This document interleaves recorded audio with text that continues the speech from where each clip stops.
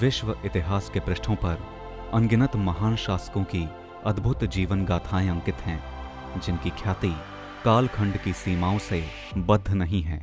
कुछ ने विश्व विजय अर्जित की, कुछ ने राग द्वेष को समाप्त करने में अपना जीवन व्यतीत कर दिया, कुछ ने क्रूरता और हिंसा पर करुणा एवं अहिंसा की विजय स्थापित की और अपने राष्ट्र को प्रेम एवं सहृदयता की भेंट प्रदान की, तो कुछ ने न केवल अपने साम्राज्य को अपितु विश्व को भी प्रभावित किया। इसी श्रृंखला में एक ऐसा नाम भी है जिनकी सफलता और यश का संपूर्ण विश्व में कोई अन्य उदाहरण नहीं है। वो नाम है सम्राट अशोक। अशोक का शाब्दिक अर्थ होता है शोक से रहित। भारतीय संस्कृत भाषीय ग्रंथ अशोकावदान के अनुसार बालक अशोक का ये नाम उनकी माता द्वारा रखा गया था, क्योंकि अशोक के जन्म ने उनके सारे दुखों का अंत कर दिया था। एक अन्य प्राचीन एवं बौद्ध तथा पाली साहित्य के महत्वपूर्ण ग्रंथ दीपवंश के अनुसार सम्राट अशोक को प्रियदर्शी की उपाधि भी प्राप्त थी। सम्राट अशोक के शिलालेखों में उनके शीर्षक देवनम पिया अर्थात देवताओं के प्रिय संबोधन का भी उल्लेख है। सम्राट अशोक के स्वयं के शिलालेख अत्यंत विस्तृत हैं, परंतु उनके परिवार का कोई उल्लेख नहीं है। उनके जीवन काल पर इतिहासकारों एवं विद्वानों के विभिन्न मत एवं धारणाएं हैं, किंतु एक तथ्य जिस पर सभी पूर्णतः सहमत हैं वो ये है कि भारतीय मौर्य राजवंश के शक्तिशाली और विश्व प्रसिद्ध चक्रवर्ती सम्राट अशोक इतिहास के महानतम शासकों की श्रेणी में विराजमान हैं। इसमें कोई संदेह नहीं है कि सम्राट अशोक के अतिरिक्त कोई दूसरा भारतीय शासक नहीं है जिसके जीवन का इतिहास निर्माण में इतना अभूतपूर्व योगदान रहा हो। अशोक दशकों से भारत और विदेशों में विद्वानों के आकर्षण का केंद्र रहे हैं। भारत के यशस्वी एवं कीर्तिवान शासक सम्राट अशोक अशोका द ग्रेट की उपाधि से संपूर्ण विश्व में प्रसिद्ध हैं। चक्रवर्ती सम्राट अशोक का जन्म 304 ईसा पूर्व वर्तमान बिहार के पाटलिपुत्र में मौर्य साम्राज्य में हुआ था। पराक्रमी एवं कुशल सम्राट चंद्रगुप्त मौर्य तथा अनुपम राजनीतिज्ञ चाणक्य द्वारा स्थापित मौर्य राजवंश प्राचीन भारत का एक शक्तिशाली राजवंश था। सम्राट अशोक सम्राट चंद्रगुप्त मौर्य के वंशज और सम्राट बिंदुसार के पुत्र थे, जिन्होंने मौर्य वंश के तृतीय शासक के रूप में मौर्य साम्राज्य का वृहद स्तर पर विस्तार किया। सम्राट अशोक के कारण ही मौर्य साम्राज्य महान एवं शक्तिशाली साम्राज्य के रूप में संपूर्ण विश्व में प्रसिद्ध हुआ।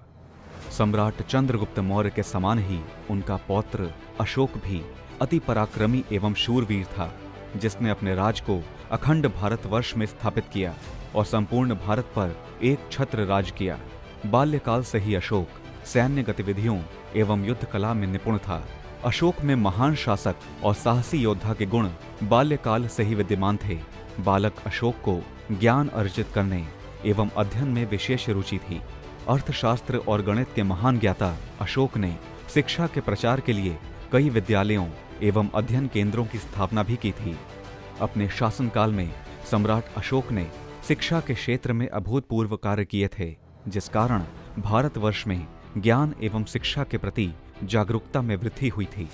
शासन करने के सभी गुण होने के पश्चात भी अशोक को मौर्य राज्य स्वतः ही प्राप्त नहीं हुआ और सिंहासन पर उनका उद्गम विवादित रहा था।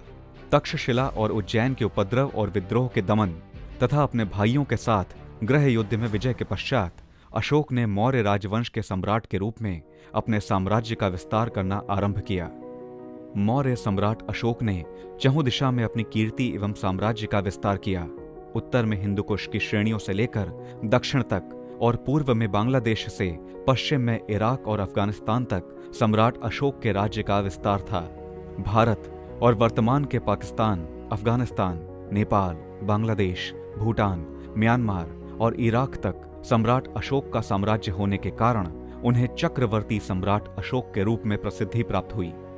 जो योद्धा किसी भी युद्ध से भयभीत नहीं होता था, उस पराक्रमी चक्रवर्ती शासक अशोक के जीवन के एक युद्ध ने जीवन के प्रति उसके दृष्टिकोण को परिवर्तित कर दिया।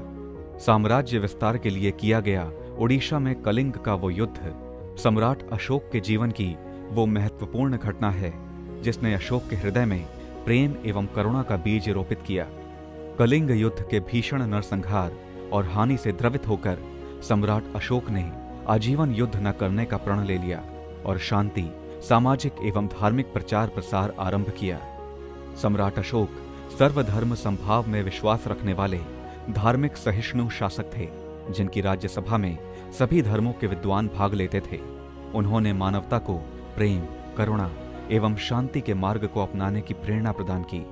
महात्मा बुद्ध द्वारा प्रदान की गई शिक्षा से अत्यधिक प्रभावित सम्राट अशोक ने बौद्ध धर्म का अनुयायी बनकर अन्य देशों में भी इन उपदेशों का प्रचार प्रसार किया।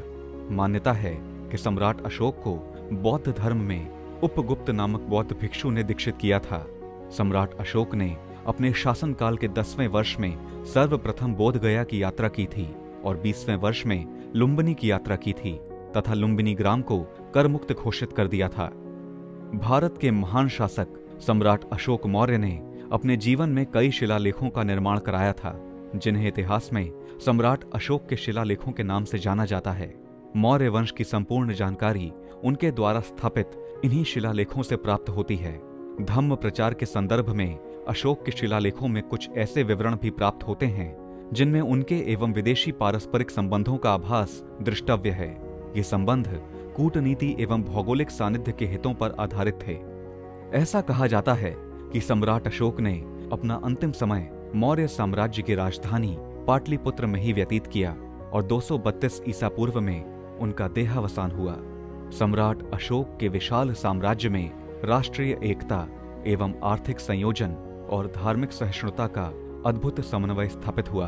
चक्रवर्ती सम्राट अशोक की महान अशोक तक की यात्रा सदैव ही मानवता को जीवन मूल्यों का पाठ सिखाती रहेगी। अशोक स्तंभ के नाम से प्रसिद्ध चिन्ह सम्राट अशोक के राष्ट्र प्रेम के कारण भारत के राष्ट्रीय चिन्ह के रूप में भारतीय ध्वज में सुशोभित है। इतिहास सदैव ही महान अशोक का सम्राट, योद्धा, इतिहासकार ही नहीं, मानवता के प्रवर्तक के रूप में स्मरण करता रहेगा। भारत समन्वय परिवार की ओर से महान सम्राट अशोक को शत शत नमन।